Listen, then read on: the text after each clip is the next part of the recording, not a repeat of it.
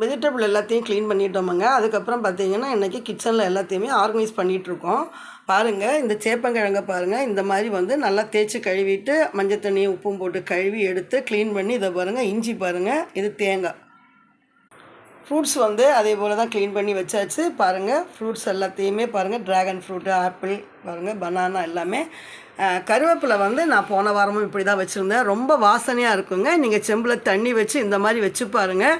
ஒரு 6 நாள் 5 நாள் குறைஞ்சது வந்து 5, 6 நாள் வந்து நல்லா யூஸ் பண்ணலாம். நான் வந்து கிச்சனில் சமைக்கும்போது உங்களுக்கு இதை காமிச்சிட்டே இருக்கேன் நான். இந்த மாதிரி நம்ம ஒவ்வொன்றையுமே பார்த்து பார்த்து நம்ம பண்ணிக்கிட்டோம் அப்படின்னு சொன்னால் நமக்கு கிச்சனில் வேலை செய்யும்போது ரொம்ப ஹாப்பியாக நம்மளால் வேலை செய்ய முடியுங்க.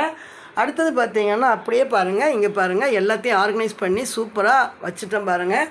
முட்டை பார்த்திங்களா, மாங்காய், குடமிளகா, கத்திரிக்காய், முருங்கைக்காய், சொரக்காய் எல்லா காயுமே நம்மக்கிட்ட ரெடியாக இருக்குது பாருங்கள்.